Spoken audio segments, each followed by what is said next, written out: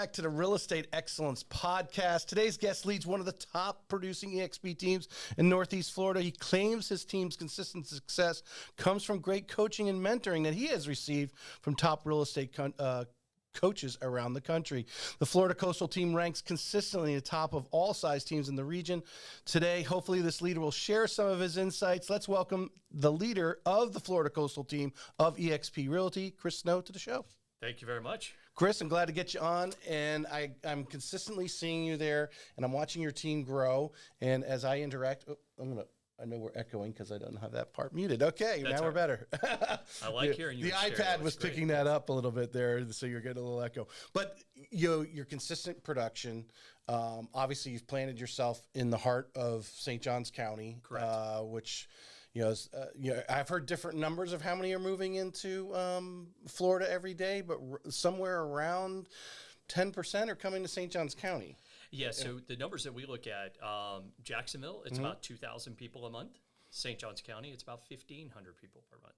So even though it's a smaller county, smaller area, it's still getting as big a growth as, almost as big a growth as Jacksonville, Duval County. And in the state of Florida, it's the top, is St. Johns County the top county as far as, It's one of the premier destinations for people who are relocating out of the area. But, Northeast Florida as a whole is probably one of the best places for people to come to. Right. So cost of living, when you're coming from New York, New Jersey, California, Washington State, Illinois, when they're coming down here, they're going, wow, I can get a whole lot of house for my money. Yeah. Right?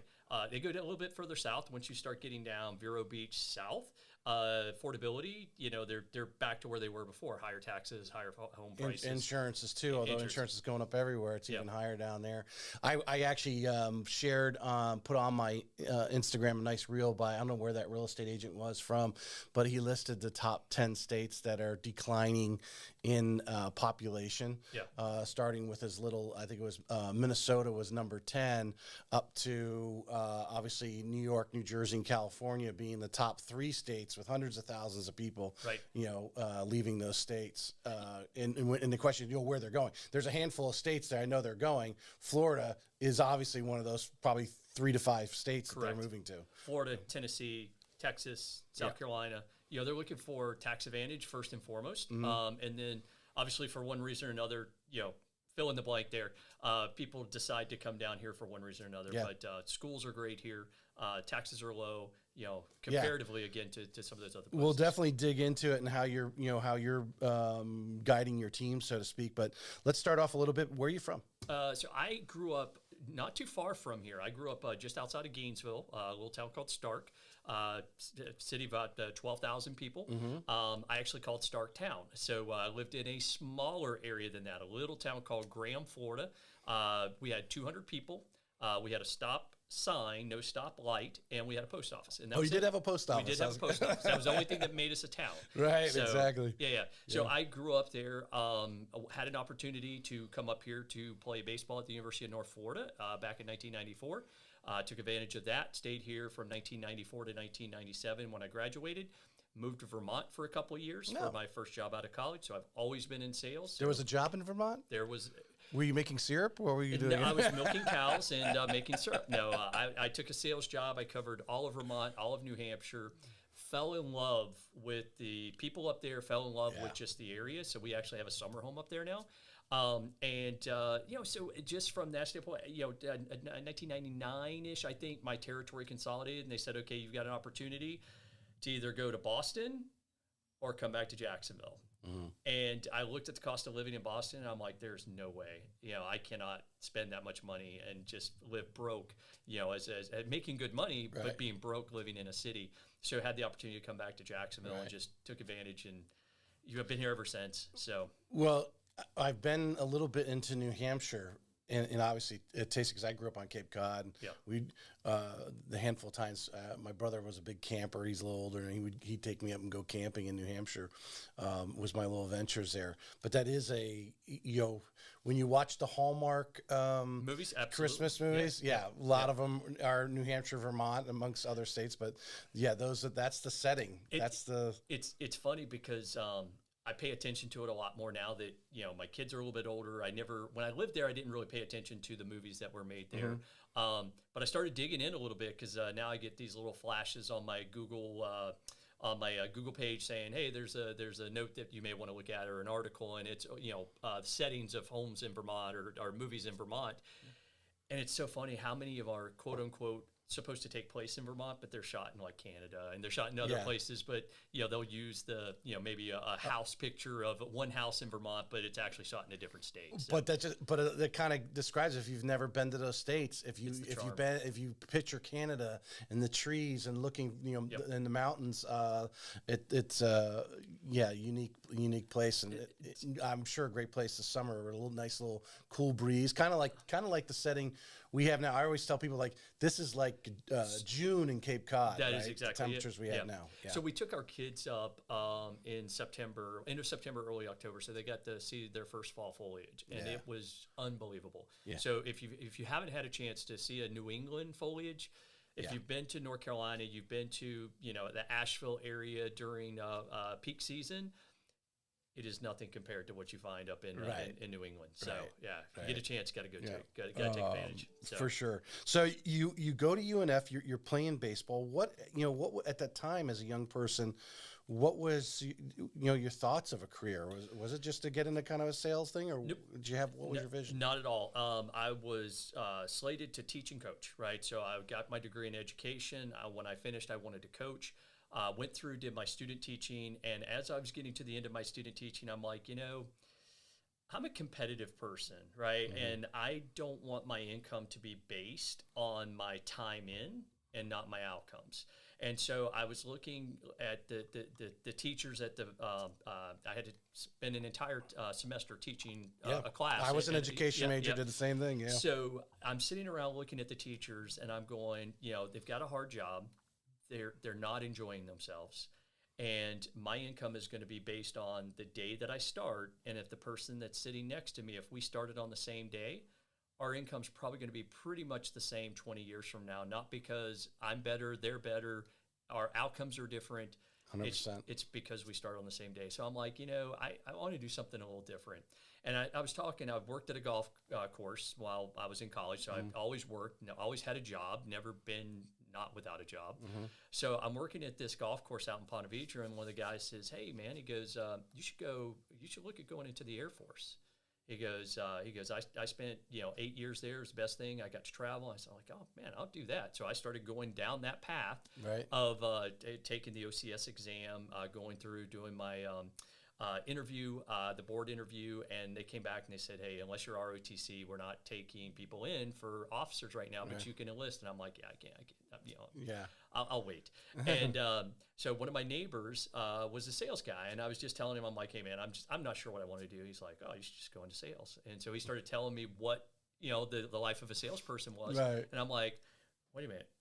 I'm competitive, so if I'm competitive in sales, I'm going to make more money and have a better opportunity if I do well. And if I don't do well, I'm probably going to get fired, right? He goes, yeah, that's pretty much it. I'm like, sign me up for it. I'll do that. So, yeah, I like it. I like the fact that if I hustle, if I work hard, that the opportunity, if I want a pay raise, I call more people, I work a little harder, and I'll get the pay raise. I'm not waiting for someone to tell me you're worth more. I get to earn more, and I'm worth more based on my effort. Right. So. Right, 100%. So they bring you back to Jacksonville. You choose to come back to Jacksonville. And then you mentioned earlier, because I was teasing you about your LinkedIn not having a lot of information on there. Yes. It sounds like you do that for another 3 or 4 years. Yeah, so 2004, actually it was around 2002, I got my mortgage broker's license. There you go. Mm-hmm. And so I got my mortgage broker's license while I was selling medical equipment. And I did that both for about a year and a half. And I just said, I'm just going to go in full time with doing loans. Right? So you were a part-time agent? Yes. Well, I was a part-time loan officer.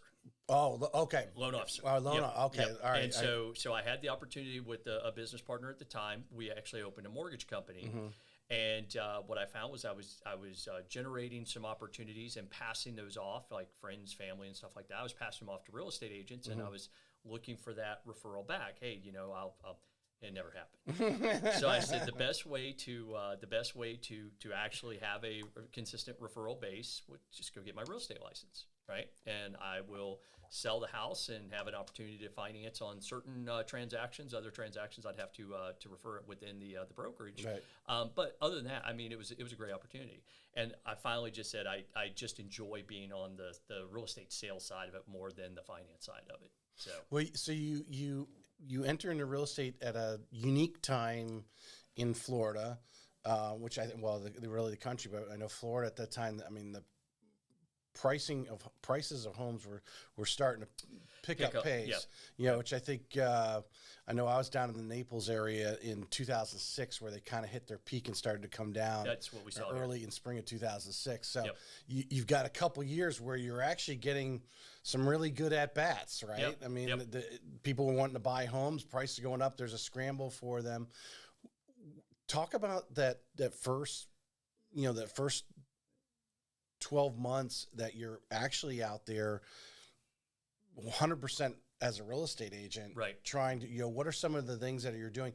And to relate, as you know, I want to relate to what you're teaching your people now. Correct. Because, you know, although some things are different, market's different, there are some things that are kind of standard. It's interesting.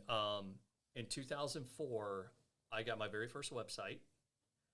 And I was one of the first agents in the area to do pay-per-click advertising. Now there were some companies out there that you could buy leads from, and they did the pay-per-click advertising. They drove leads to you, and you called, but they were on their website. Mm-hmm. I was one of the first agents to go, you know what? Hey, I'm gonna put my own website up here, and I'm gonna figure out how to write PPC ads. So back then it was Overture. Now then it moved to Yahoo. Then it was now Bing. But you could buy keywords, right? You know, move to Jacksonville, homes for sale in St. Augustine, whatever keyword Right. I felt like I would resonate with people. I bought those keywords, and so I started doing my first pay-per-click advertising. And you know what the biggest source of leads that we do today is? Pay-per-click advertising. It hasn't changed, right? Because my mentality is that I was not the guy that wanted to cold call everyone. I wanted people to at least raise their hand to say, I have a mild interest in real estate. Right. 100%. And then just being able to build a relationship with them and get them on the phone and just get them talking and just say, hey, you know, it doesn't matter whether you're a year, 5 years, 10 years away, you have some interest in real estate. Let's just chat about it, right? And just developing that relationship over time, because one of the things that I found in my sales career before real estate was that most salespeople don't show up. They don't show up. Right. Yeah. Well, like I said, the number one thing, they don't answer the phone. I mean, That is correct. Yeah. Either they don't answer the phone, or they just don't show up. They don't do what they say they're going to do. Right. And if they give one opportunity, if someone says, "Hey, I'm thinking about, I was selling widgets, right? I'm thinking about buying a widget." Okay, I'm engaged. Okay, they don't buy the widget today. That's okay. Now I'm off to the next person.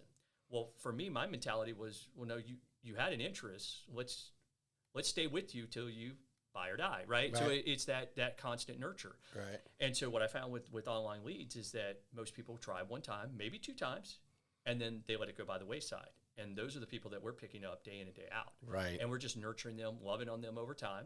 And then when the time is right, we've built enough value into them that a higher percentage of people than the average are going to come back and work with us. Yes. So So let me dig in there a little bit, because you're about 30 years old at this time, give or take. Somewhere in there. I'm calculating when you graduated, Yeah. late 20s.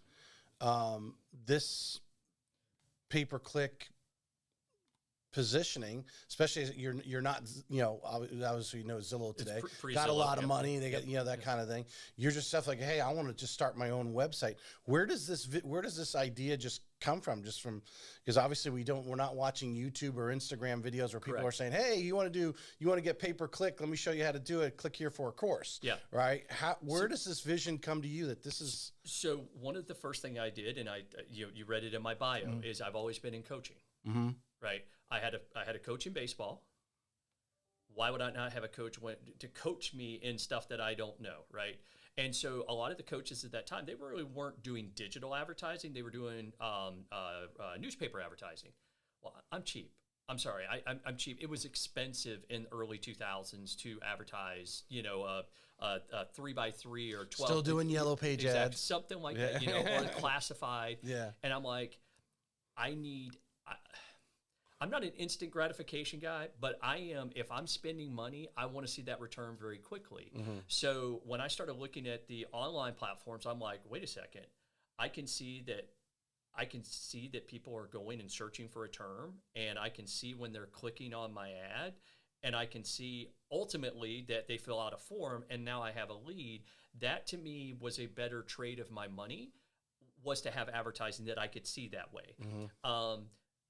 I could not afford to do image advertising, right? Put my name on a billboard, because I just couldn't monetize and track.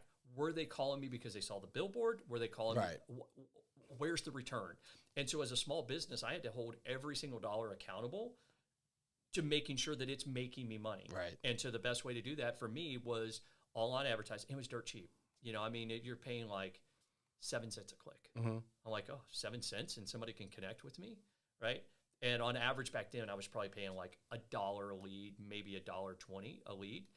Right now, we're probably paying close to $10, $11 a lead, which is not bad. So yeah, that was me. I wanted people who were raising their hand. Well, you said coach. Yes. So when you go in it full time, you get a coach right away, which gave you some insight on this avenue. It filled, well, what it did was it brought it, instead of me having to go and figure out marketing and advertising, they helped me understand what marketing and advertising was. Their medium back then was radio, it was newspaper, and I'm like, well, all those same things that hold true, I can do online. And I just have a bigger audience at a lower clip. And it's like, okay, this is a no-brainer for me. Right. Now, what I didn't get was the image advertising that those guys would get by having a branded advertising. But that's okay. The very first ego check that I took to the bank, it bounced, and I said, you know what, I will not worry about my name on a billboard or a sign or anything. That's why a lot of times when you see our advertising, we advertise our team. I don't advertise myself, right? Because there's no value, right? I want to build that brand around our team. And so everything that we do is the Florida Coastal team. It's the Florida Coastal team. And there are certain things that have to have a name that rides along with it. And then that's when you'll see my name in advertising. But for the most part. Well, since we're on that subject, how have, things have, changed? I mean, I'm probably 6 or 7 years older than you, and can remember back in, when my parents were looking for houses in the late 70s, when we did move to Cape Cod, and then we moved again locally there in the real estate agents in the little town that we had. And I think the brand of, the Century 21, the yellow coat, or you remember Remax, you immediately could picture the balloon, right? But today, as you're instructing these agents, how important is it for them to blend in with the Florida Coastal team, but everyone really needs to be creating the brand, because our customers, I don't think, are looking at or at least from choosing a real estate agent. They may as a lender, because there's money and you want that trust factor that you think you possibly are getting from a logo. Right. But from the real estate agent dealing with the human element, they really need to brand themselves. They need to put themselves out there, and how important that is. It's one of the best stats that I saw, and fortunately I saw it very early on in my career, and it was through a coaching program, right? Because you had people from all walks of life, from different brands, different brokerages. And one of the things that the coaching program at the time is that you're building your own brand, and if you don't own your own brokerage, that's okay. You're building your brand underneath there.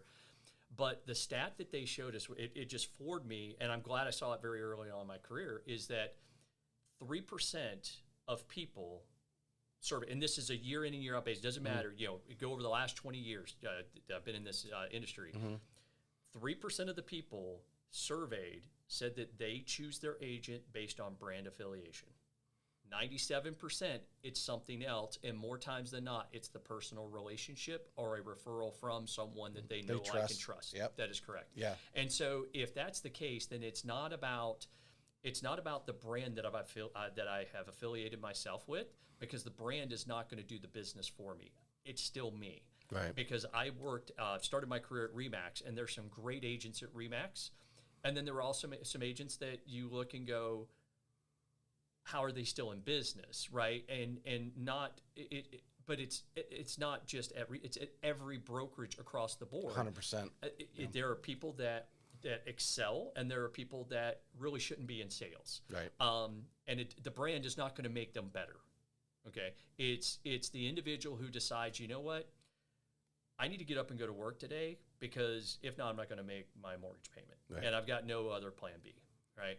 And so when I look at it and I talk to my team, is that I cannot tell my team, you have to do this.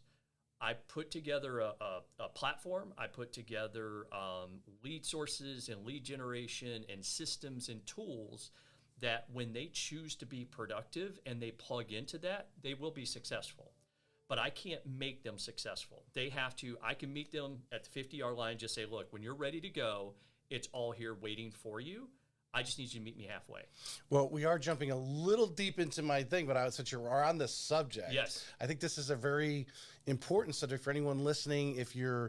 Whether you're a new agent or you're an agent out there, I've mentioned many times, they're at a certain brokerage, and sometimes you run course there.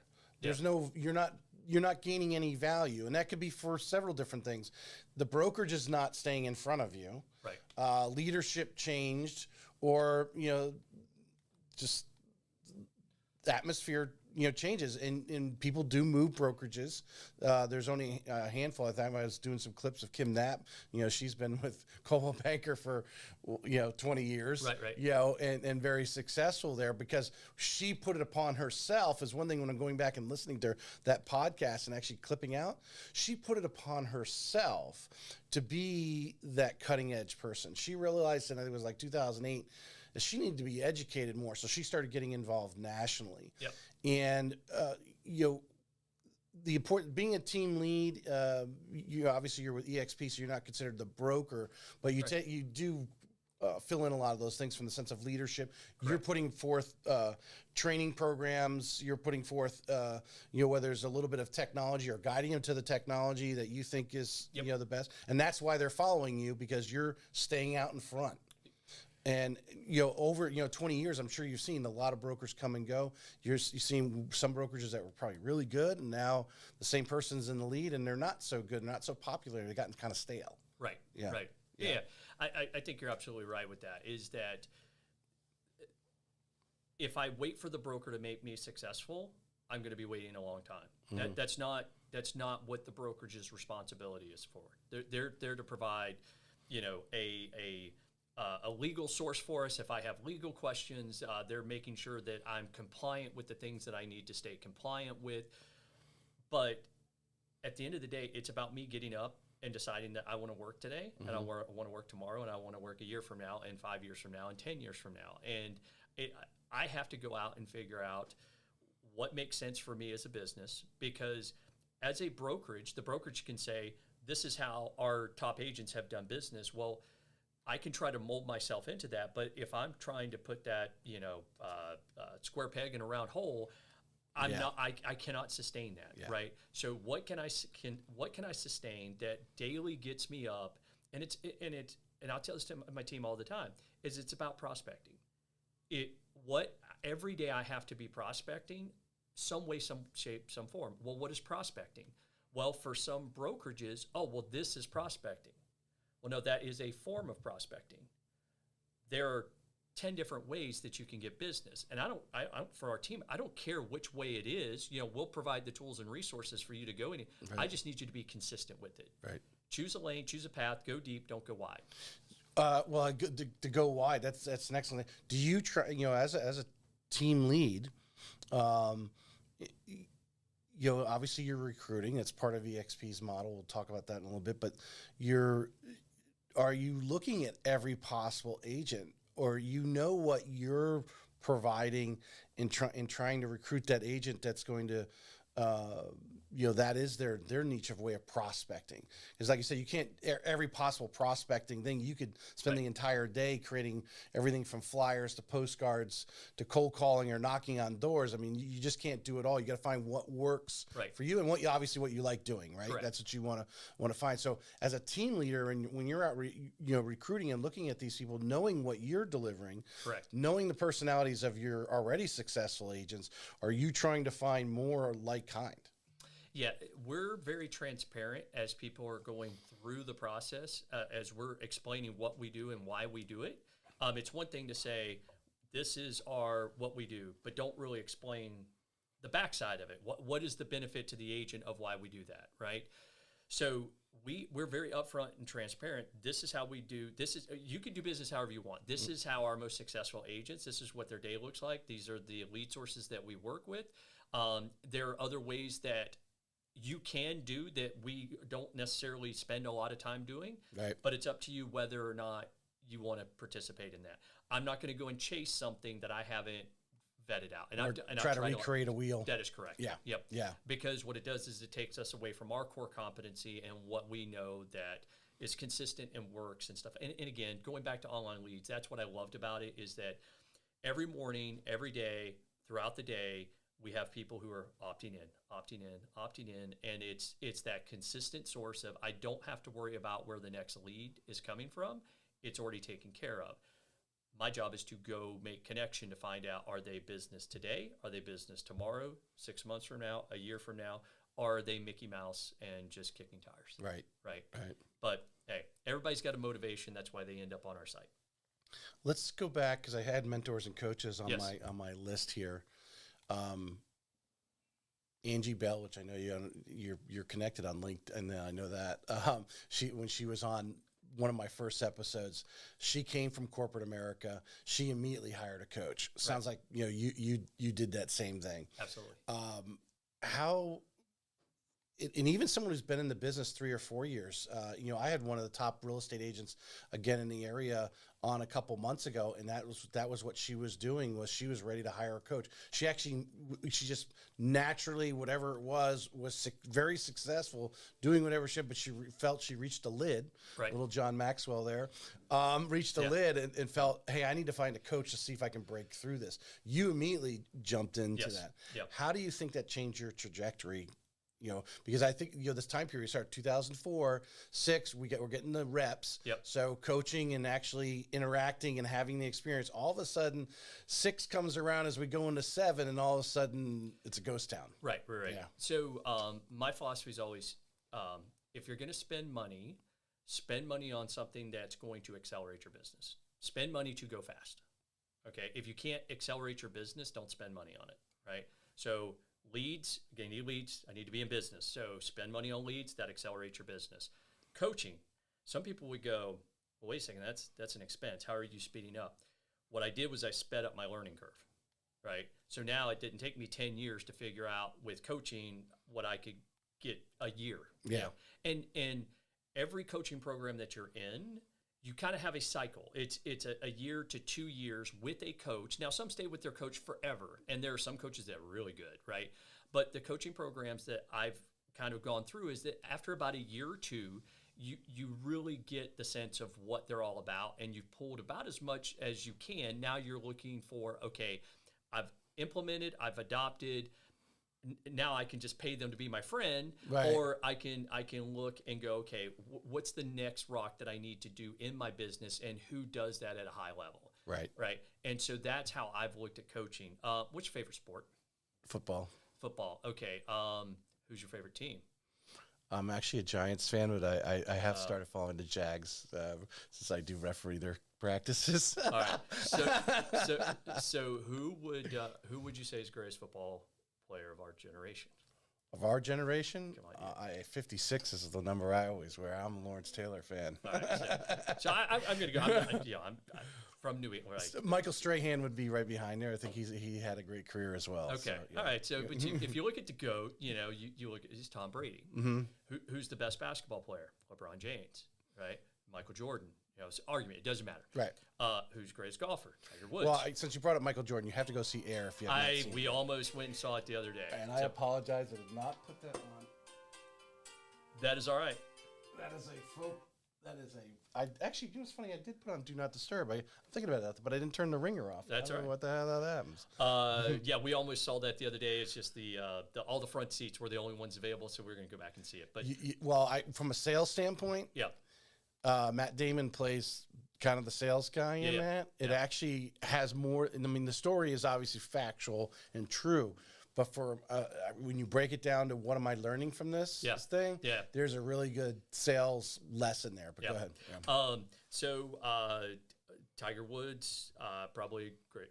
Obviously, arguably the greatest golfer of all time. Look at all the greats. What do they have in common? They all have a coach. Even at the top of their profession, they have their primary coach. 100%. Then they have their own private coach. Yep. Every single one of them. So if the greatest people in their profession find it necessary to still have a coach on top of their coach, that might be something I should learn from. 100%. So what I look for in a coach is someone who is going to look at where are my blind spots. I don't need them to tell me where I'm doing good. It's good to understand, okay, why are you successful? Keep doing that. Where are the gaps in your business?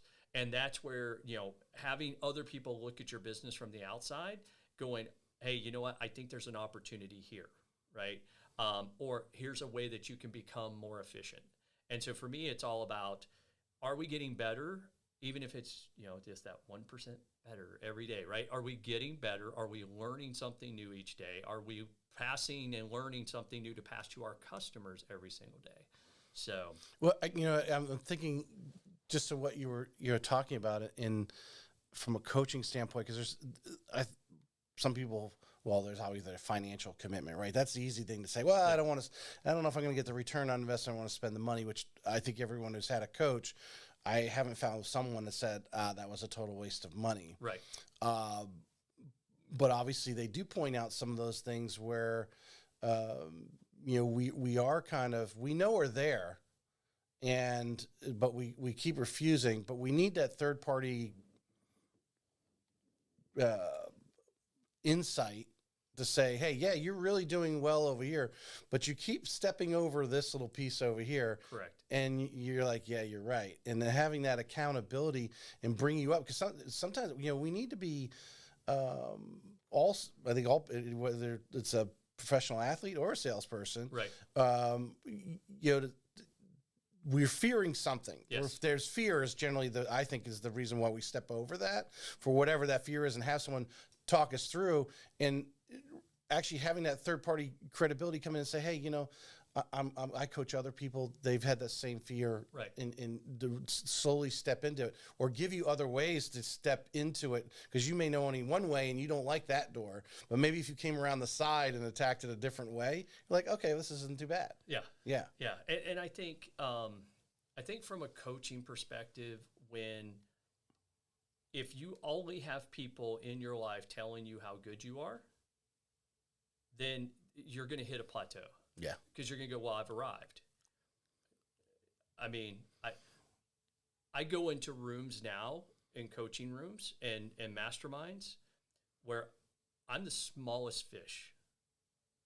Everyone else is doing 2 times, 3 times, 5 times what we do. And we do a very good book of business. Yeah. And I'd rather put myself in those rooms where I can absorb and I can learn. And there's some things that we do that I think we do really well that bigger teams and bigger organizations could find helpful. So I feel like I can contribute, but I'm gonna put myself in positions where I'm learning from people who've done it at a bigger scale, who've made the same mistakes that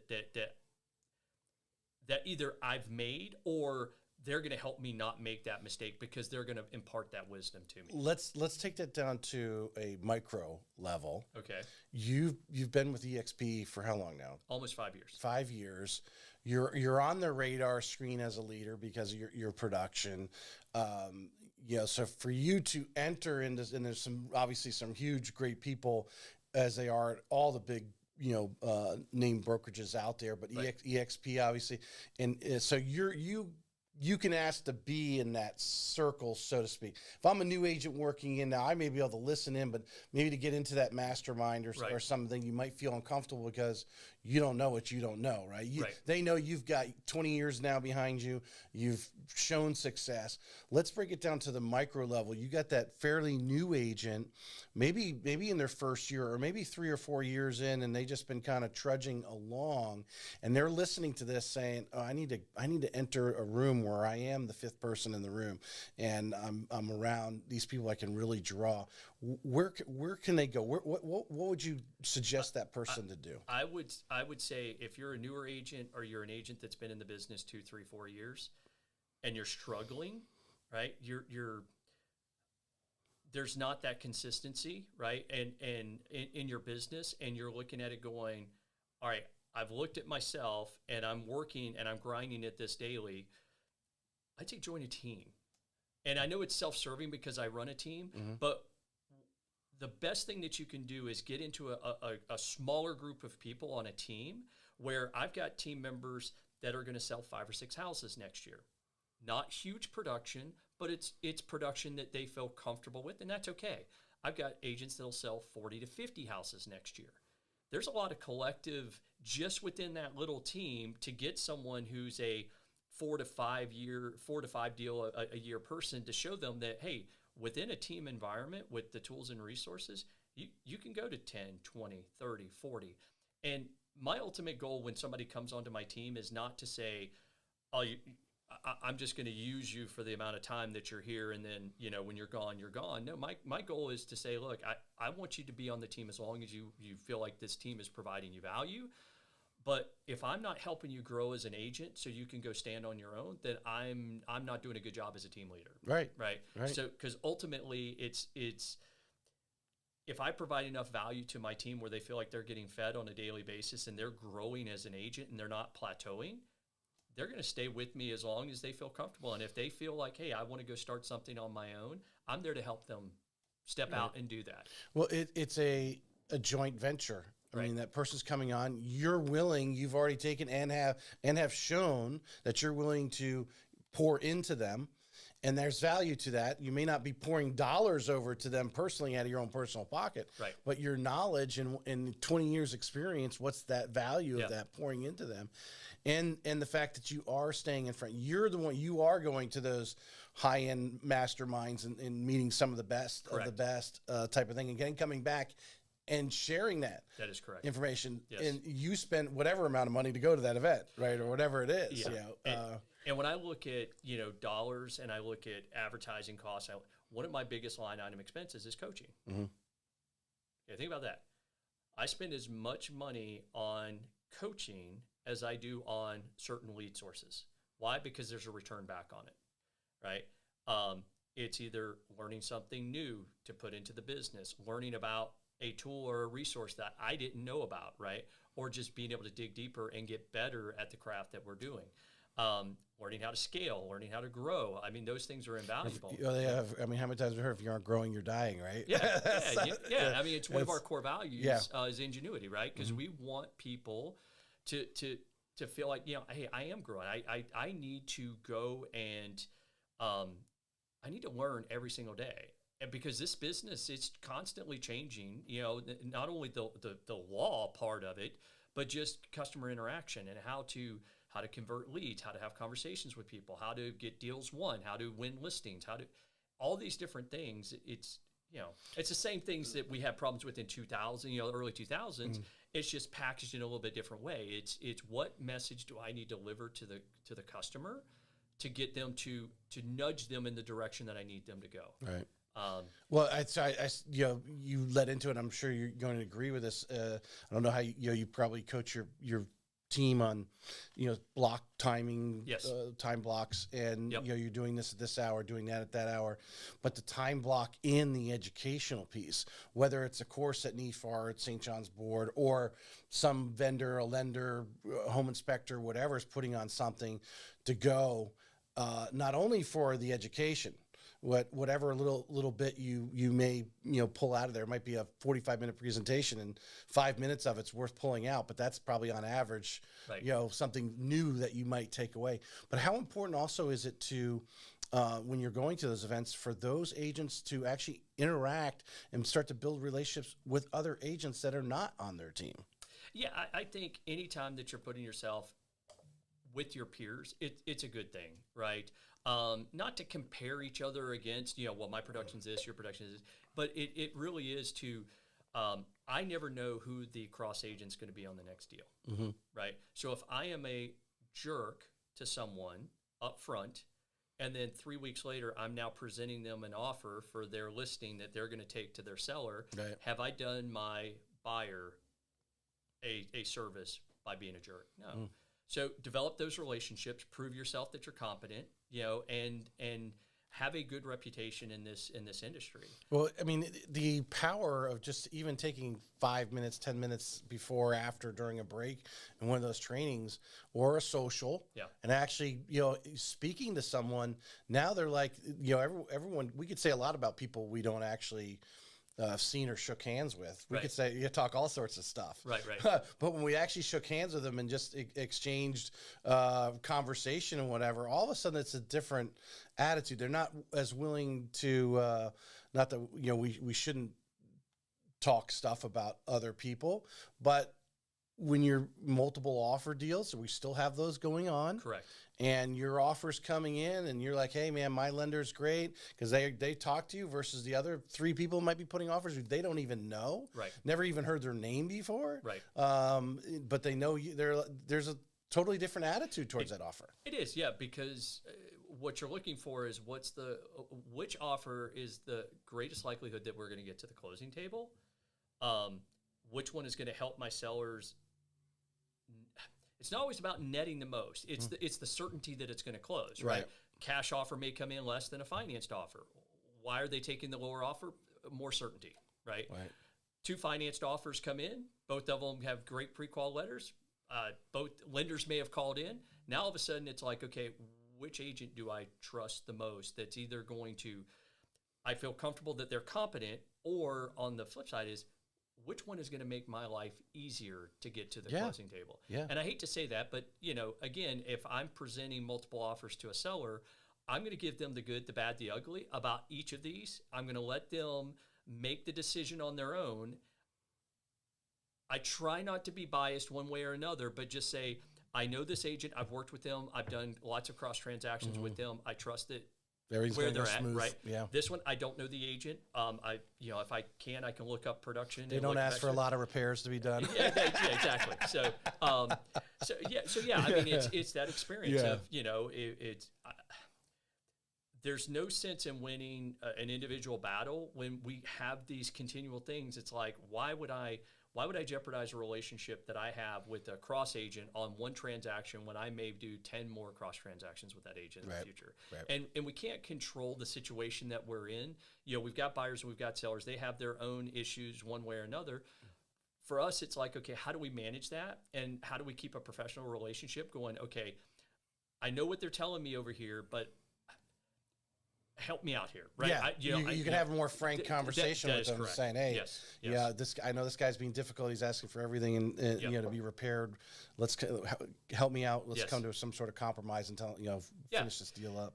What are you've got a mix of agents. I know you've got some green agents. Yes, brand new agents. Yep. I'm sure you're recruiting some experienced over. But what do you think right now, especially obviously the green ones, but even some of the ones coming over, they're obviously coming over to see value in what you're giving, so they're coming over. What are 3 things right now in this current market space, spring of 23, that every agent kind of like should be a staple or cornerstone to what they're doing right now? Well, and you hit the nail on the head, is your time blocking, right? First and foremost, it always starts with prospecting. Is that if you break down real estate, you break down sales in general, it is how many conversations with people am I having about whatever it is that I do. I sell widgets, I sell houses, I do listings, it doesn't matter, I do loans. how many people am I having conversations with that need that business, that need that service? Right. And if I'm not having enough conversations, how do I have more? Okay. I mean, if you break it down, that's all you need to do. We have agents that come to us because they don't have a sphere of influence, right? You have a database of names that we can work off of. That's great. Awesome. Yes, let's do it. But just me having the database of names does not help you unless you're willing to have conversations with people about real estate. And again, it doesn't matter what form. It could be online leads. It could be for sale by owners. It could be expireds. It could be door knocking. It could be, there's only so many ways that you have business coming in. You can tap your sphere of influence, your friends, your family, but more times than not, that's the last thing that agents go towards. And I'll be honest with you, I probably don't do as great a job with my sphere of influence just because we lean so hard on new leads coming in, right? But to me, it's the first and primary. It starts with, am I prospecting every single day? Am I time blocking? Am I protecting my time from all the other distractions? Second thing is, you look at what are your dollar producing activities? What are the things that I do that make me money, and do those. Everything else is a distraction. Some of it you have to do. Let's expand on that one there, because I really feel, outside people look at real estate agents and say, oh, they go and do whatever. But if a truly effective real estate agent, having talked to over 130 of some of the top people here, Bobby Brennan from Hover Girls pops in my head, how she has her brother calls it the church goodbyes. Right. She uses her, after church, she spends some time, quality time, talking to people and so forth. She might not even be talking about real estate, but obviously a lot of times I'm sure it comes up because they know that's what she does. But she's constantly staying top of mind. But I think from the differentiator, from those people outside looking in or those who just entered, they don't understand that even during that time, that is part of your relationship. That is part of your talking to people. Yep. So the reason why I find that people don't talk to people is they don't feel comfortable that they are knowledgeable about everything about real estate. Right. If I waited to have a conversation until I knew everything about real estate, I'd still be waiting to have my first one. Right. There are parts of Jacksonville I have no idea about, but I have no fear of somebody says, I want to go see a house there. Awesome. Let's go. Right. I could become an expert once I need to become an expert. I know how to do it. What I look for, I can take a brand new agent and we do something for our team every single morning when I get up. It's part of my routine. Get into the office about 6:45, 7 o'clock. I pull about 10 pieces of data and I update it every single day. And it's like, okay, we need to tell a story every single day about what one piece or two pieces of this data, how does it relate to that person and their situation? If you have 5 or 6 pieces of data that you always keep and you look at on a daily basis and you're up to date with what the trend is, it doesn't matter where you go it's one reason I don't do a lot of socializing because I start my morning at 7 in the office. I usually leave between 6 and 7 at night, right? And I'm almost out of production, meaning that I'm not as much with the customers anymore as much as our team, but I am doing stuff all throughout the day to make it easier for our team to transact and to do deals. But when you go to a party, when you go with friends, it's funny, we are in an industry that everybody likes to talk about real estate. So when I get home, it's a commonality. It is. We all have a house or want a house or yeah. So it's funny because I'll come home, I'm tired, right? I've been talking with people, agents, about real estate all day long. Right. And my wife's like, oh, let's go to the club and let's go grab some dinner. Okay, we'll go up there. We go up there, and guess what everybody wants to talk about? Real estate. It's like I haven't even left work, right? But I take that as an opportunity that I don't have to market to my sphere of influence because they're going to ask me what's going on with the market. Well, inventory's up, interest rates are flat, interest rates are up. It doesn't matter. I have my 5 or 6 talking points because I look at them every single day. Well, I heard that inventory is like skyrocketing. Well, you went from a half a month supply to 2 months supply. Yeah, that skyrocketed, but we're still 4 months supply low, right? So being able to acknowledge and give them the real data, and all of a sudden, I don't care if you're a brand new agent, people want to know that you understand what you're talking about. Yeah, I don't need to be know everything about home inspections to go, you're probably going to need a roof, right? I don't need to be a roof inspector, but I just need to know the data. I need to know that I've partnered myself with people who can get me the answers. And a lot of times that answer doesn't have to be me. But, we look at it as be the connector of information, not the source of information. Well, Chris, you said that property values were going to go up. No, I said no. I said that supply was low, demand was high, and anytime you have an imbalance like that, it tends to lead to increases in prices. Right. Okay. I'm just getting the stats from MLS, right? And do with what you want. Well, Chris, you said. Well, so I want to be that connector of information. I mean, that is so valuable. I was at a small team's office the other day and we were talking about it, and I asked them what besides talking about Loan Depot and some mortgage products, but what is it? Is there something they want to know? Because a lot of them were fairly, I would say, less than 3 years or less than 3 months, probably some of them. Yeah. Experience, and that was like how to get people off the fence. Like, hey, even though we don't have a lot of inventory to begin with, but right. To get some of these buyers instead of going, oh, I'm going to wait till rates go down and all, that whole thing. I'm sure you're hearing. Yeah.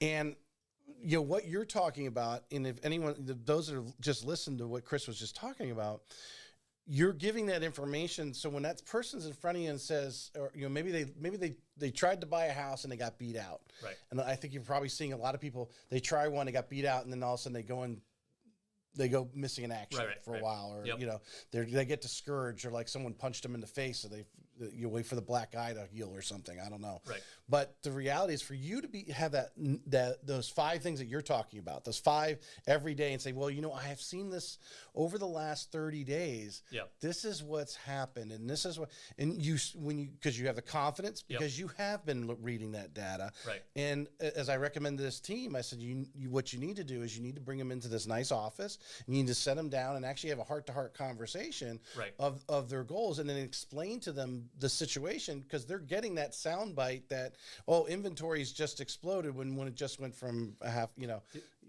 The number one thing that I see mistake that I think agents make, right, is they're trying to tell the customer. They're trying to convince them.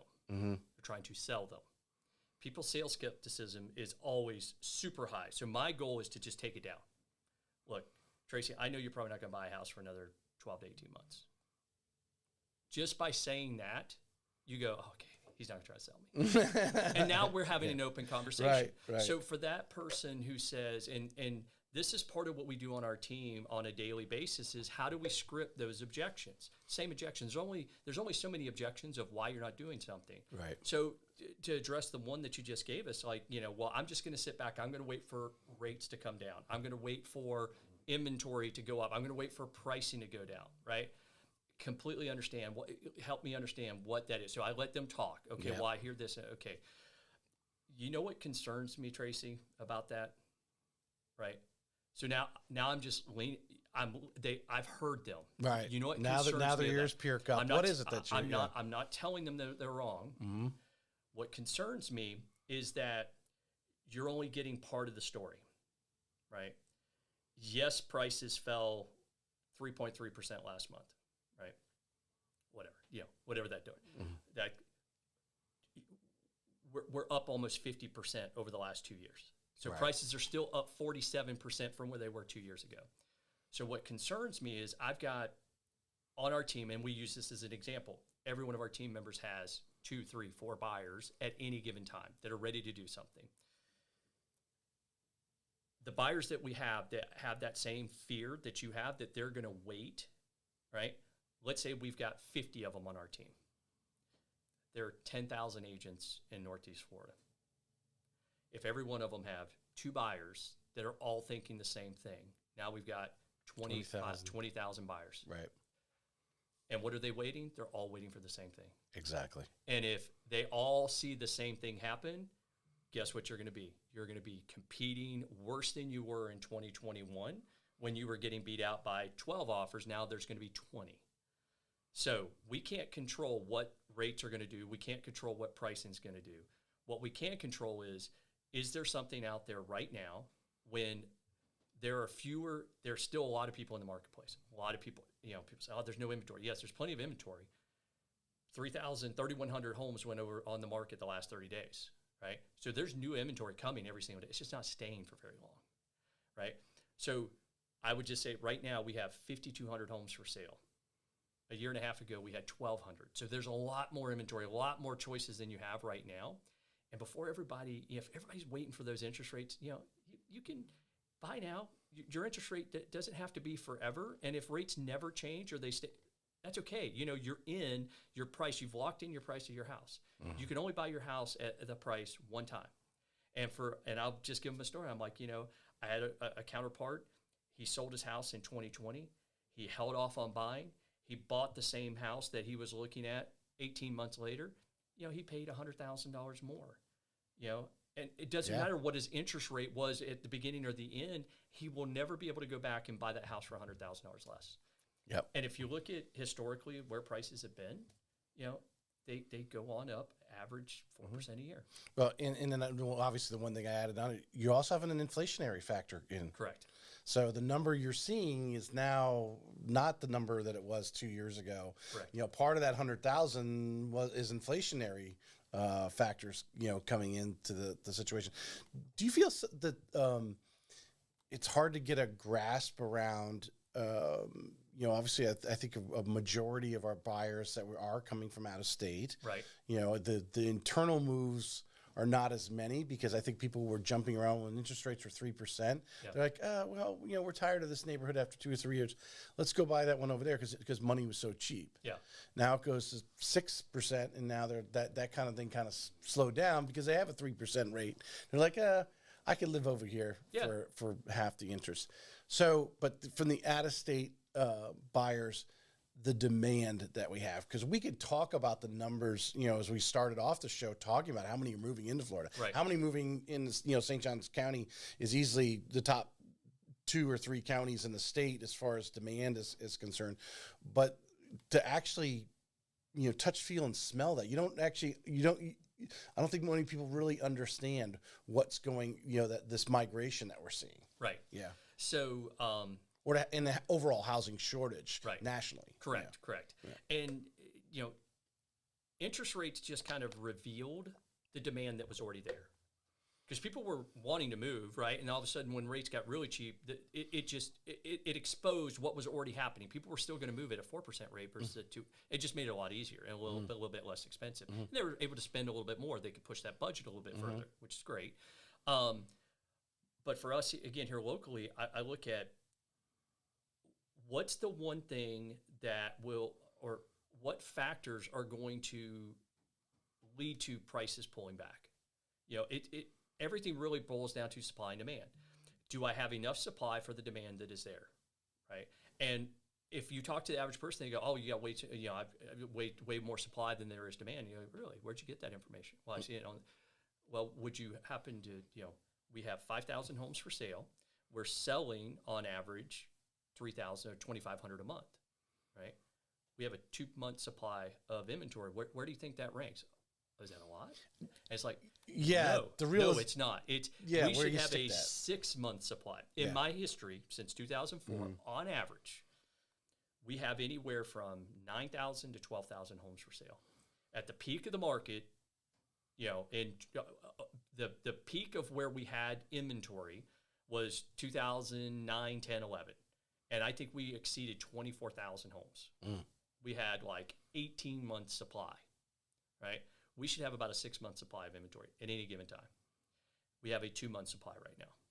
So what's gonna lead to prices pulling back? Interest rates didn't do it. Slowed it down a little bit. Slowed the rate of increase and pulled back prices just a little bit, but not much. Right. Okay. The only thing that will trigger prices to come down is an influx of inventory. Where's the inventory going to come from? Yeah, builders can't build them fast enough. Builders can't build them fast enough. They got smart in 2008, right? And in 2021, they got really smart and they go, we could sell these things for more. So let's just hold back, and then let's put everybody on a waiting list, and then we'll release 3 at a time. We'll compete against each other, and we'll sell them for a lot more. Right. So they have no incentive to overbuild. Nor do I think they could build more. I don't think they could. I don't think there's enough crews out there potentially to actually put the house together Yeah. completely in the period of time. Okay, so it's not coming from builder inventory, right? Is it going to come from foreclosures? Okay, foreclosure filings have tripled in the last 12 months, last 18 months. Okay, it went from almost none to like 3, right? So, Yeah, exactly. so you don't have this huge influx of coming foreclosure inventory because people have more options today than they had in 2008, 2009. 2008, 2009, they're like, I'm $80,000, $100,000 upside down. I'll just let it go to foreclosure. Well, now people are like, I got $300,000 in equity. I'm not going to let the bank take that. So they're going to put the house on the market and they're going to sell it. So you're not cash. and they're not going to have this huge influx of inventory. Adjustable rate mortgages. Okay, when's the last time you wrote an ARM? The pricing doesn't even make any sense. No. So typically when people start getting priced out of their house, it's because they have either an adjustable rate mortgage, right? More times than not, their payments are going up. They lost a job, something like that. But more times than not, the payments are going up. How many adjustable rate mortgages are coming due in the next 12 months? There aren't any. Right. So it's not coming from there. And you said it earlier, if you got a 2% or 3% interest rate, you're probably not going to go much of anywhere. Right. So those are the 4 ways that inventory could come to them. It's not coming. It's not there. Right. So we're stuck with people continuing to move in.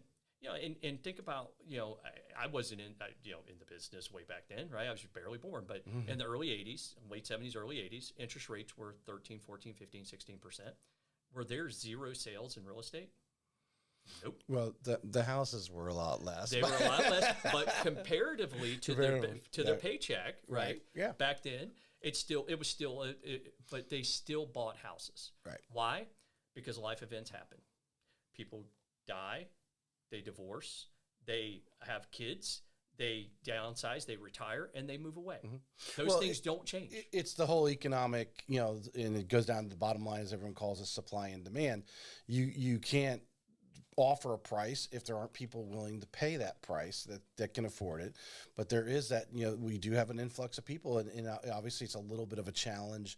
Now I'm having been on the Affordable Housing Advisory Committee for about 4 years. I let my term expire back in November, but our challenge with affordable housing in the area, because there are so many people willing to pay $500,000, $600,000, $700,000 for these homes. So the builders, obviously, they're going to build that home and that lifestyle. To go and build a bunch of townhomes that don't have any amenities or anything like that, it's not in their interest. They're not getting top dollar for those. Yeah, and when you're paying so much for land, right? You have to maximize every single sale to do it, right? Yeah. And when the cost of construction is what building an 1,800 square foot townhouse or building an 1,800 square foot single family home costs the same amount. Right, more people are going to want that single family home. They're going to pay more for it. So it's like, okay, well, if it's the same cost to me, I'll build up, right? So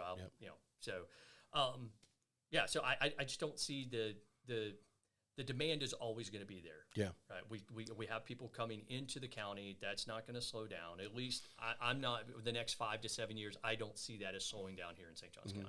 And so just kind of conclude what I was, because I kind of brought that up as I was talking to this team. I said, as a new agent, you don't let all the verbal ammunition that you just spilled out there, because obviously you've been doing it a long time. You know where to stick it, and you're studying it all the time, every morning. That those agents need to rely on you, or rely on that senior person in the office to bring those customers in, to keep them engaged. If you're trying to sell them within a reasonable time when you find the right house, if you don't want them to go missing, bring them in and actually sit down and have that conversation like we just kind of role played there. To really bring, versus just, okay, we'll wait to the next one. No, actually have a heart-to-heart conversation, because now you're going to start to build a relationship with them. This is, the other thing we was talking about, I'm trying to remember, maybe it was Lisa Sweat, who I'd had on last week with Florida Homes. Take the time, Lisa Pruitt, who I had on Monday, take the time right now to actually build that relationship, because that hopefully make that one customer now in front of you. As you slow your game down right now, you're still looking, but you're trying to find that home, and the inventory, so to build the relationship, because that might be 4 or 5 referrals over the next 5 years, because you spent the time with them and actually built a relationship. Where the average agent fails is they try to sell them. They try to convince them to do something that they don't want to do. And it's a turnoff. And why are they convincing that person to do something they don't want to do? Because they're not prospecting and they don't have enough other people in their pipeline. They have to have that person buy a house. Right. They don't make their mortgage. They don't, whatever, right? They have to have that sale. I got really, really good in sales when I stopped trying to sell. And now my goal is to educate the person on what the real data is, take all the drama out of it. And I do a weekly video that I send out to my database, and it's, it's just the news, not the noise, right? Let's pull out all the noise, just look at the data, and I'm going to assume that people are smart enough for themselves to look at data and make a decision that they feel like is best for them and their family. And if they're still afraid after knowing the data, that's okay. I'm going to love them and nurture them, and I'm going to help them for later on down the road. And because of that, when I started doing that and that became my sales approach, I started selling more houses to people that I've never sold homes to. But I sold it to friends and family of them, just like you said, because they referred me to someone like, some of my best referrers I haven't done business with. Why? Because their best situation was to stay where they were. They weren't going to improve their situation by working with me. I could only make it worse. But they've kept in touch with you. Yeah, You're sending them that video out. How long do you spend on that video? 5 minutes. So I take the data. I put pretty much what you're gathering every day for 7 days prior. You're putting that together and just summarize it in 5 minutes. That's correct. I just look at it, talking to the camera, just like if I were sitting down with someone. They said, "What's going on with the market? Here's what's going on with the market." That's a brilliant one there. We talk about, there's some agents that are doing really well as far as like owning a subdivision, right? And doing the market report on that. Sure. But that weekly, take 5 minutes, throw a camera up there, be as informal as possible. You don't have to have a fancy studio or anything like that. Just put the camera, say, "Hey guys, I've been studying the material this week. This is what's going on. Inventory inched up a little bit. Probably a lot doesn't happen in 7 days. But like this week, we have the news that's out there now, obviously, as far as mortgages are concerned, those who are putting 20% down and have 740 credit, you're actually going to be paying an eighth more in your interest rate. So that's where they come up with that $40. Right. You're pretty much, pricing from Fannie Mae is going to be, now most people like goes over your head, but because you've built this relationship, you're in front of them every week, you gumpify it, simplify it down, that this is what's happening. The federal government's getting, putting their hands in Fannie Mae and Freddie Mac, which they have since 2007 and 8, and controlling, because that's where this administration feels that what they need to do. I don't think it's going to change anything. It's not going to move the needle that anyone's ever going to be able to measure here, because we're just so short on housing nationally, as that's concerned. What do you think are three characteristics, three things, or even what they're doing? You think of maybe just a few agents on your team yourself that really make the top agents. Three things that you're walking in, they're doing some form of it, one way, shape, or form. Where that might be social media, or they're consistently every day they're calling 50 people or whatever that might be. Yeah, I think if you boil it down to, it's really focus, right? I'm going to focus and I'm going to do one thing and I'm going to do it really, really well, right? And if it's social media, do social media. If it's YouTube, do YouTube. If it's online leads, online leads. If it's for sale by owners and expired, do it. But don't try to do everything, right? Get really, really good at one thing so their focus is there. Their commitment to say, this is what my process is, and marry yourself to the process and detach yourself from the outcome. Right? When I say that is that I can control what time I get up every morning. I can control whether I go work out or I don't go work out. I control what time I start my day in the office. I control what time I'm going to get on the phone to start making phone calls. I can control how many people I'm going to load up in my dialer to make phone calls to. Outside of that, I can't control anything else. I can't control how many people are going to pick up. I can't control whether they're going to hang up on me or not. I can't control whether I'm going to have a good conversation. I can affect it a little bit, but if the person's not wanting to talk, I can't force them to talk. Right. But if I do it and say, this is the process, and I just keep doing it, over and over and over again. I know that there will be a result on the backside that, given enough time, I'm going to get the number of conversations that I need to have each day with people about real estate, right?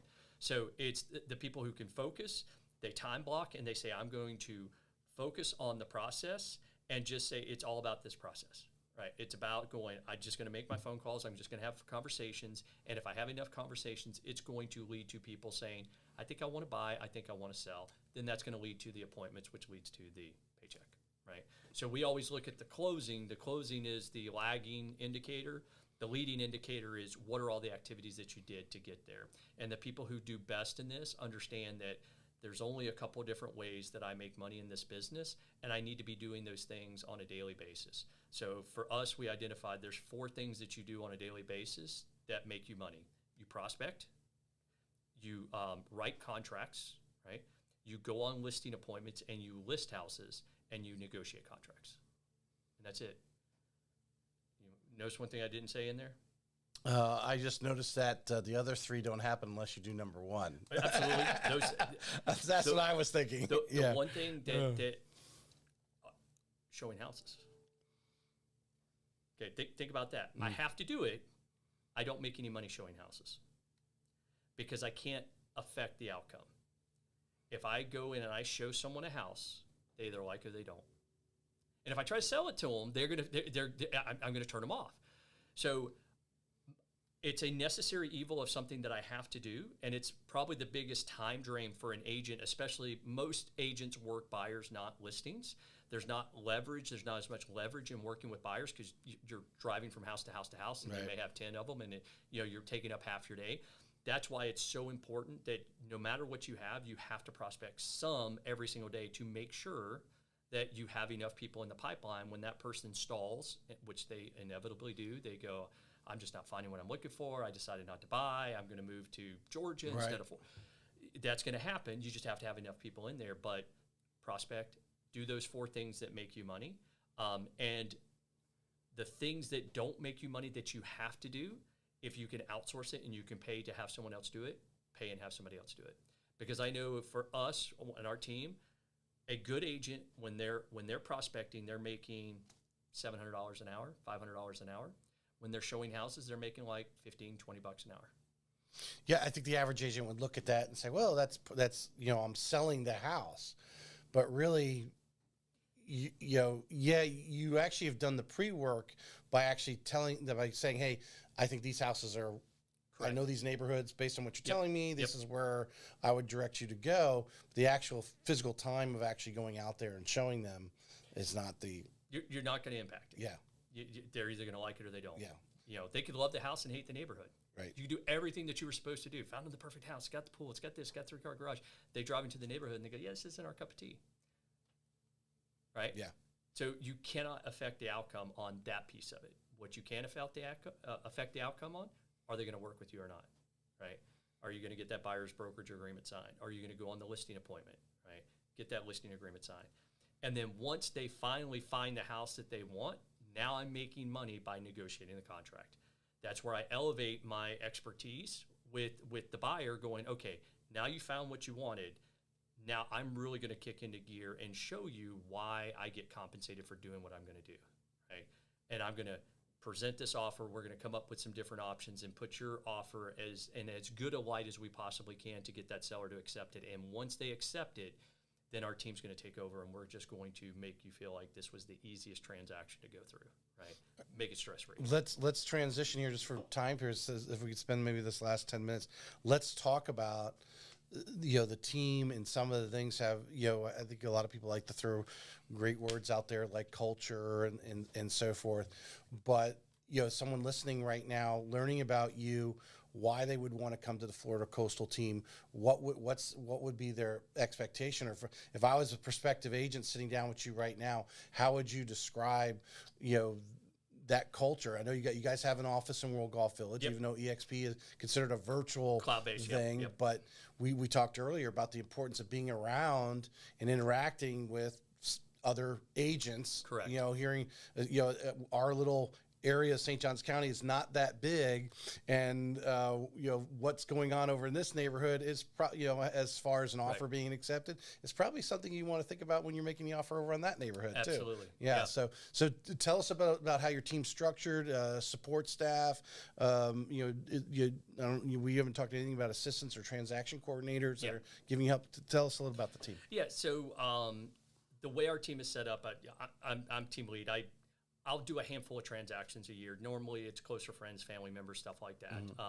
Everything else goes to the team, right? So I don't want to be in there competing with the agents for leads and opportunities that are coming into the database. So, I'm a non-competing team leader, and I should, right? I should be providing those tools and resources to make it easier for them to convert leads. So we look at it as my job is to make sure that there are plenty of opportunities for people to plug into and work them when they feel like, hey, I want to be productive, I want to sell some houses, that all the tools and resources are right there. We do that with support with technology, so we pay for all the technology. The only thing we ask them to do is make sure you're in good standing with the MLS, so join the MLS. eXp has a low month, it's like an $85 a month fee to be an eXp agent. Those are the only two things that we ask them to pay. We take care of everything else. Most of our agents focus on buyers. We do have agents. All agents have the opportunity to list houses. They have to go through our listing training. They do have to qualify for that. So we don't have just one listing specialist. That's your endorsement, not eXp's endorsement. Correct. That's my endorsement, meaning that they know how our team lists houses, what process we take people through, what does our listing presentation look like, that they can answer those questions of why we do what we do and setting the expectation of what the outcome is going to look like. And if they can't give the presentation the way we want it, then they need to work on it a little bit more. But it's in their hands. They're in control of whether they're going to get listing certified or not. Some teams come in and go, oh, well, we have one listing specialist and everybody else is buyer specialist. We don't do that. If you've got talent and a customer says, hey, I'm working with Sally, she's helping me buy this house, I want her to list my house. Okay. Right. Why are we going to buck the customer just because we have an old process in place? And I did it the old way. And it probably cost us, it didn't cost us business, it cost us relationships. Yeah. Because all of a sudden there was this disconnect. Well, I really like Sally and I want to work with Sally. Well, no, you can't work with Sally. I'm sorry, you got to come over with our listing. Right? Yeah. And it makes sense in our eyes as team leaders, but for the customer, we have to keep the end customer in mind, right? So for the individual agents, again, they're going to be able to plug into tools and resources. You're right. Culture is just thrown out there as a word. I would say this: if you want to go into an environment where agents are supporting one another and have each other's back, that's what our team has. Now, call it culture, call it what you want. It's an agent is not going in there just becoming this person that's going to run their own little business and unplug from everyone else. It's going to be they're not going to feel comfortable on our team. Why? Because or take full benefit of what you're offering. That is correct. Yeah, right. Because there's no they're not going to get out of the team what they're going to lose from being on a team. And I'm upfront with people and just say, look, if you want to make the most per transaction, then you need to be an agent by yourself. But if you want to make more money, then come with a team. I talk to agents and they're like, well, I made $120,000 last year. I'm like, oh, that's awesome. How much did you spend to make that 120? Well, I netted out about 70. It's like, okay. So you didn't make 120,000, you netted 70,000, and how much stress? It's like me taking a mortgage application. Right. It's like, how much self-employed person. How much stress did you have with that $50,000 worth of expense? Oh, it weighed on me every day. Okay, well, my agents will make 100, 120, 150, 200, 250, and that's straight to the bottom line. They're paying nothing. That's straight to them. That's after all splits. And so it's like, and you can make 300, 400. It's up to you how much you want to make on a team. Our breakdown is we've got a listing coordinator who helps set up everything, all the packages, orders photos, gets the staging done. We have a stager that goes out. We have a professional photographer that goes out. We have a closing coordinator, transaction coordinator. We have marketing people. So on the backside, we have inside sales people. So people who are out trying to book appointments and help it make it easier. Plus, all the marketing advertising is paid for, so we take care of everything for the individual team member. Right. So, wait, it goes back because you mentioned earlier, we were sure whatever specifically we were talking about, but you said, if you are that solo agent that's kind of trudging along 3 or 4 years in, you probably need to join a team. And it sounds like, what you're describing it to me is you've covered all the bases for them. You've got this a la carte of different marketing things that, what they feel they want to do, but are narrowed down to these are the things that are actually working, the feedback from others and marketing analysis and so forth, that they can plug into your system. And, as we see a lot of teams, there's a lot of top teams where people come and, they're there for 2 or 3 years and then they move on.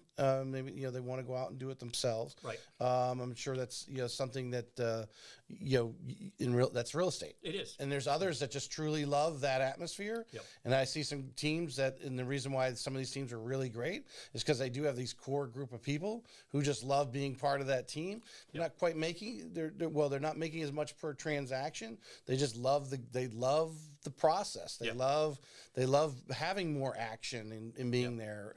And they're going a little bit further and feel that energy.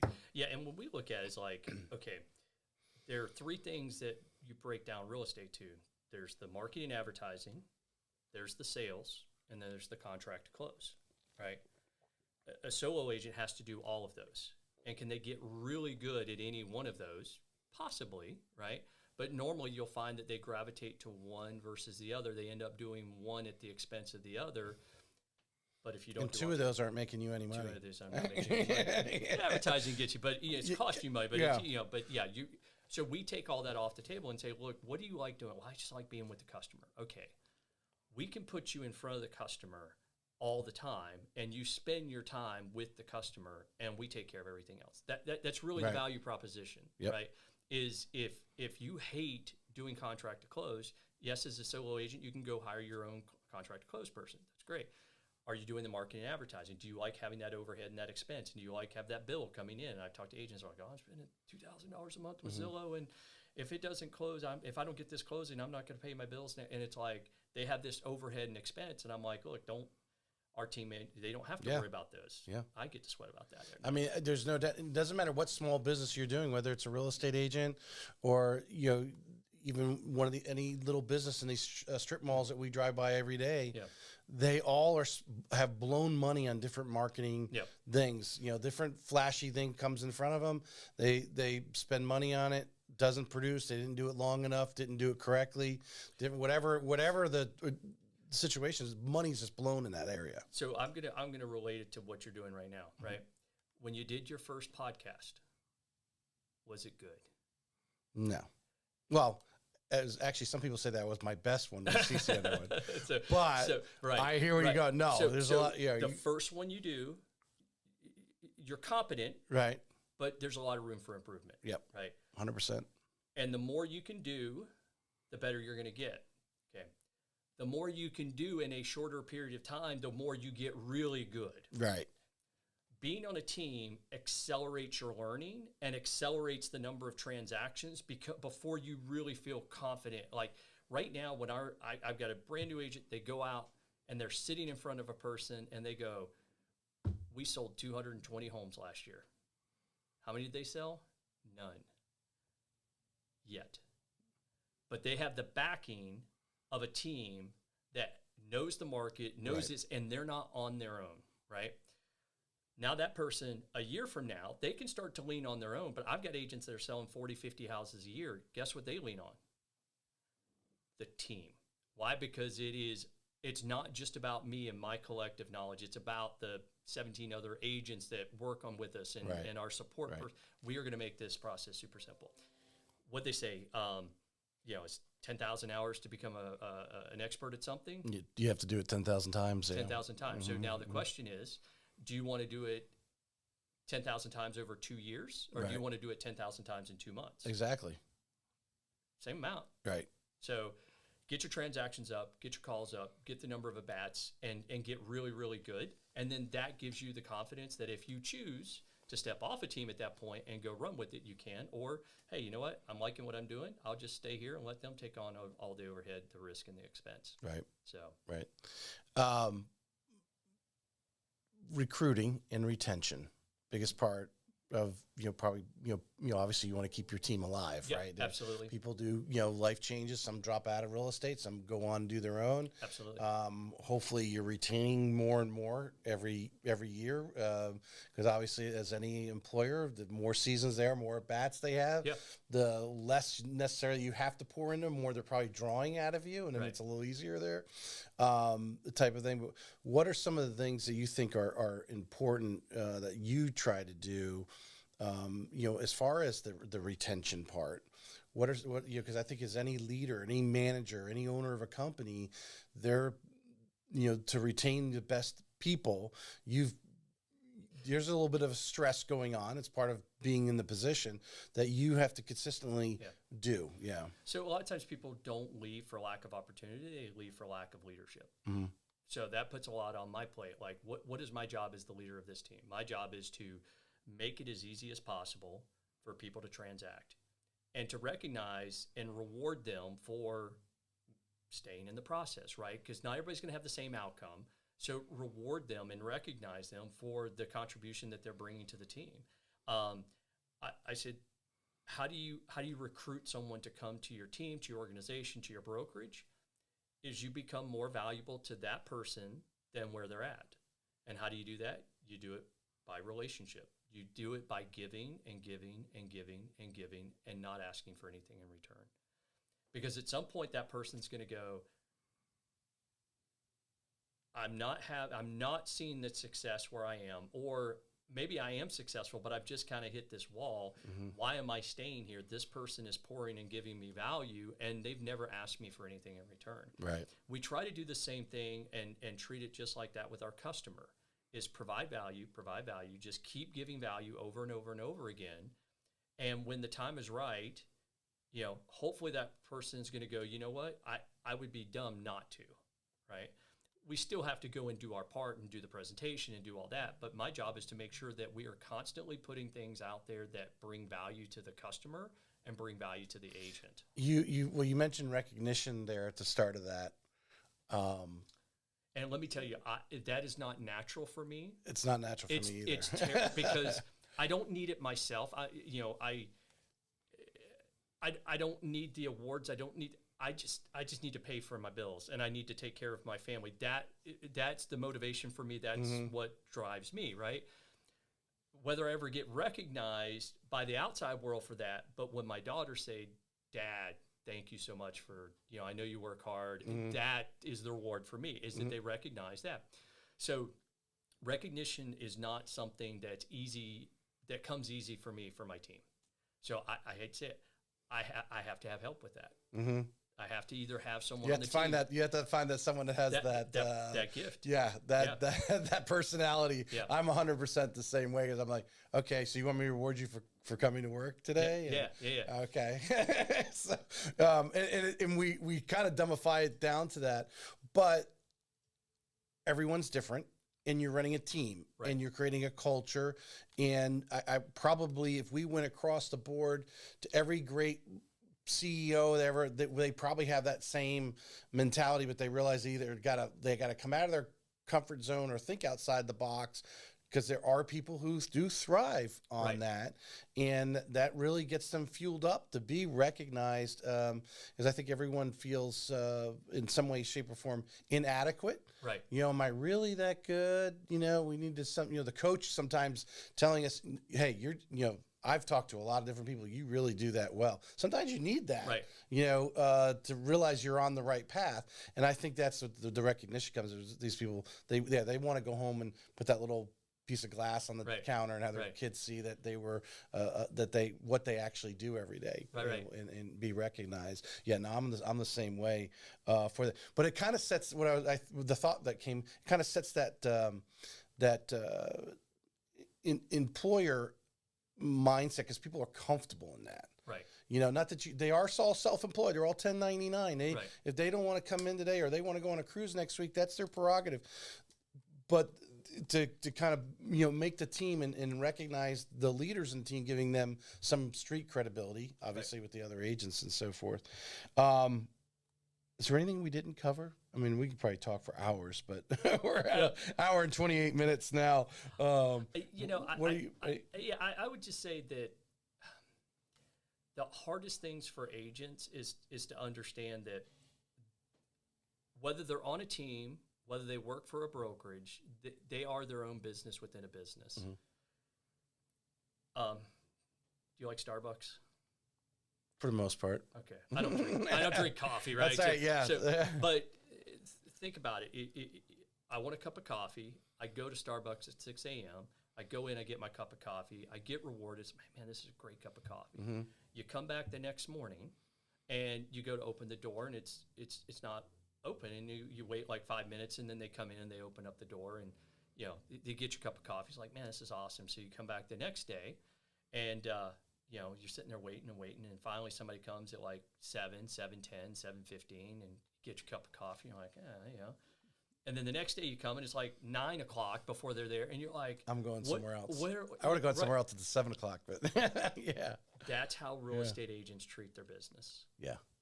They think, well, I'm self-employed, so I'm gonna have this freedom. I will tell you that structure and discipline and owning your calendar will give you more freedom, and it's so anti in your mind, like, oh, I've got this calendar that's holding me. No, this calendar is holding me hostage. No, this calendar is giving you freedom because I know what I need to do when I need to do it, and when there's nothing on my calendar, guess what? That's freedom. And and this is what I'm bad at. If I want to do something 3 weeks from now, put it on my calendar. Then I can know that what's coming up, and I work everything else around that. So I'm not booking an appointment over something that is more important, like a daddy-daughter dance or a daddy-daughter date or a time with my wife, right? So owning your calendar and just owning that part of it, being disciplined, even if it's only 4 hours a day, discipline yourself for 4 hours a day. You can work this business for 4 hours a day, 5 days a week, and make a lot of money. Does that mean you're not going to work the weekends? Every once in a while, yeah. Right? But it's when people are off work and they want to go see houses. That's what you're going to do. But hopefully by the end of that weekend, you got a contract. Do 4 hours a day. Do the things that make you money. 100%. Don't be busy. Well, all goes to consistency. Yeah. Being consistent, like you said, keep doing this. Do what you're good at. Just keep 10xing that angle, that lane. Yeah, absolutely. Yeah. So, Chris, I appreciate you coming on. Absolutely, this is a lot of fun. Excellent. Yeah, man. Yeah, we could probably talk for 3 hours here. All right, I'm going to sign off. Please like and share. Leave a